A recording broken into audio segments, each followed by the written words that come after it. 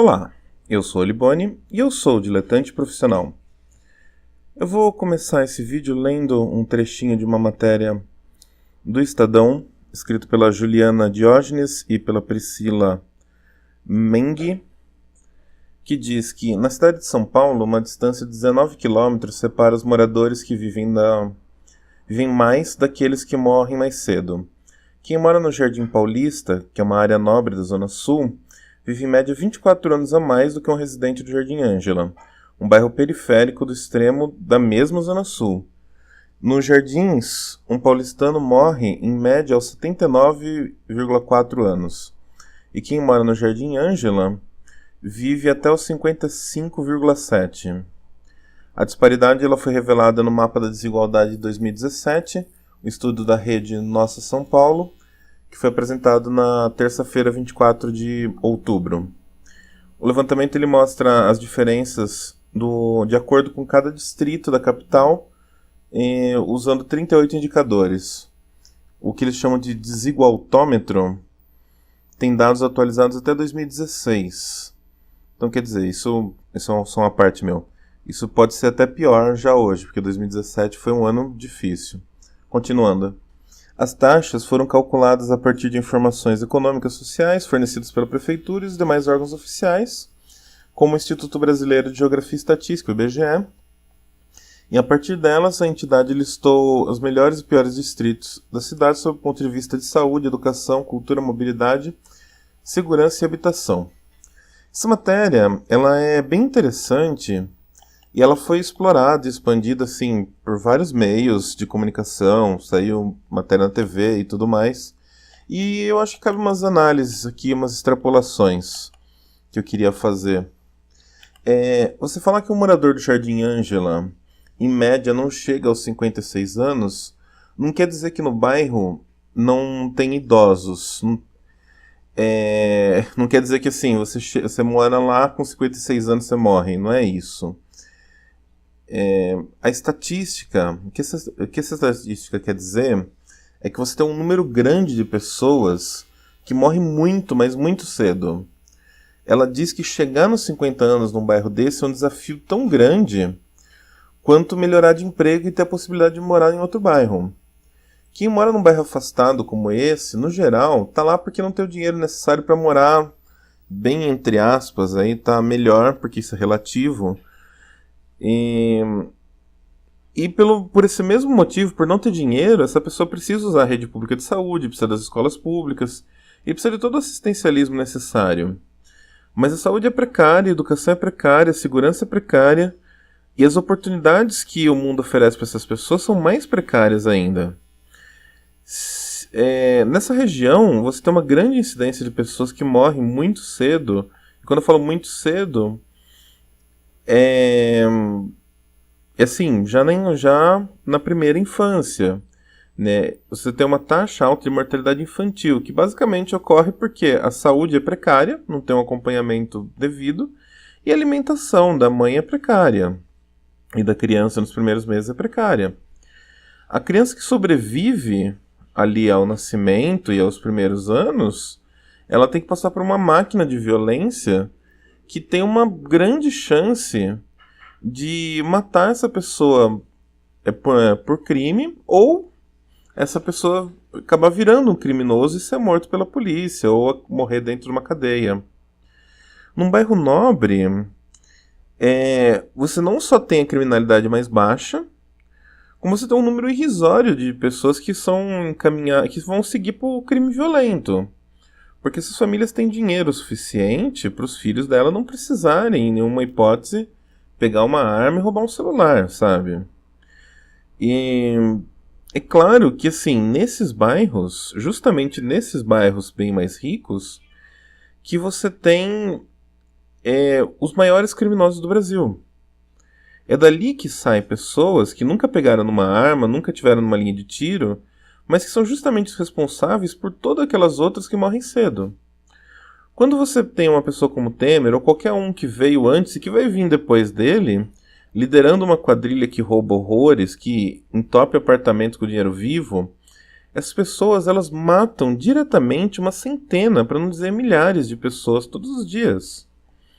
O dinheiro roubado é exatamente o dinheiro que ia equipar melhor o hospital, que ia salvar as crianças, que ia impedir que as pessoas morressem de doenças que já eram para estar extintas há sei lá quantos anos.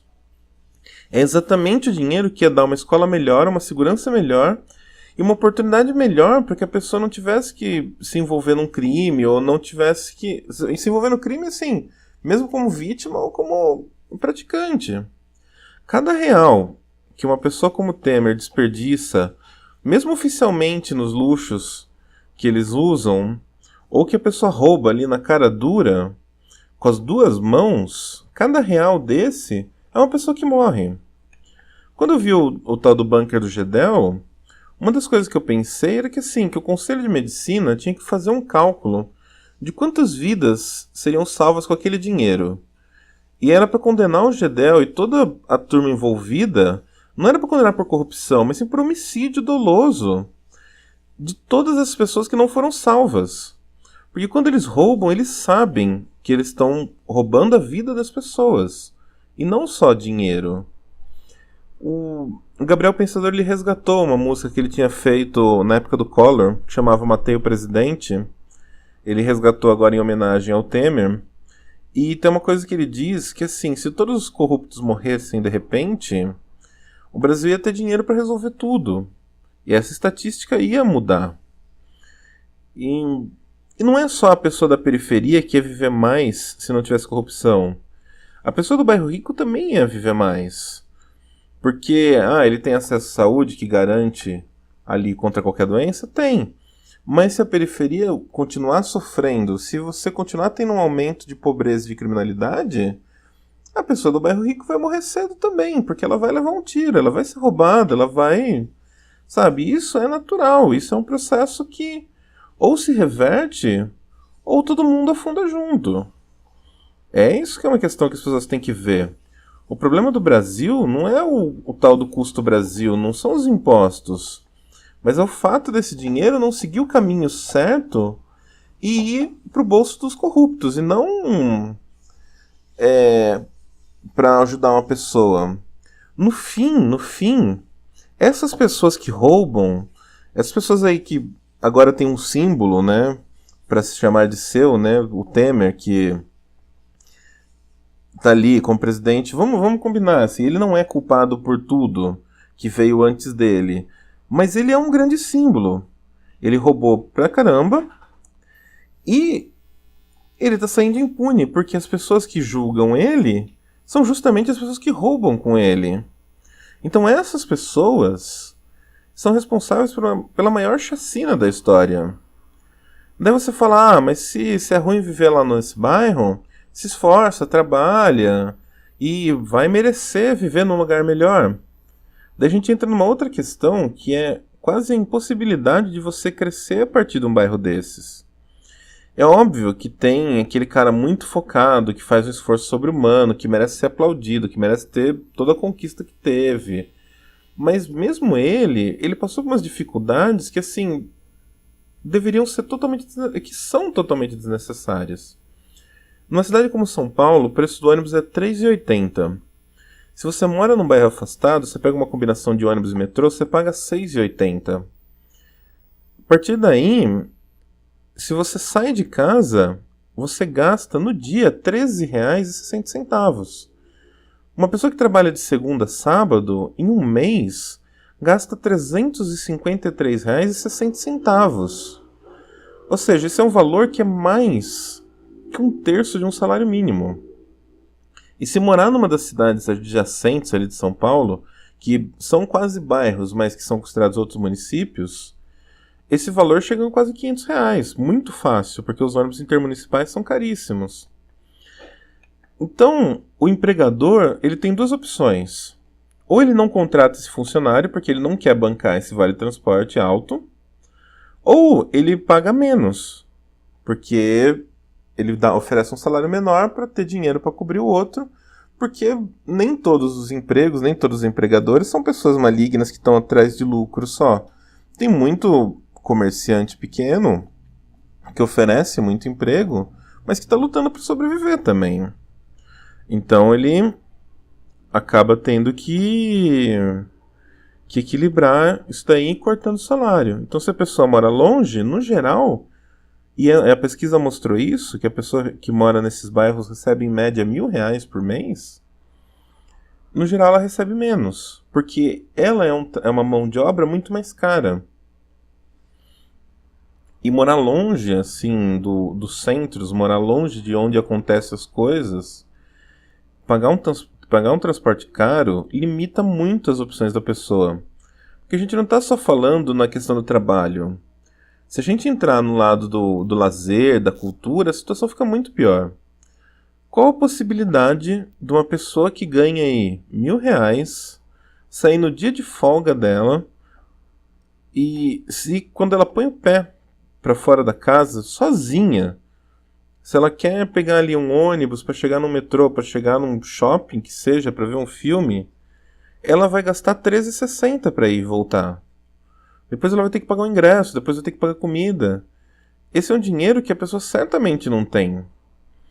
E então, além dela ser excluída das melhores opções de emprego, além dela viver no risco de, sei lá, cortar a mão, pegar uma bactéria e morrer porque não tem atendimento no hospital mínimo, ela fica embrutecida, ela é podada de qualquer opção de diversão mesmo.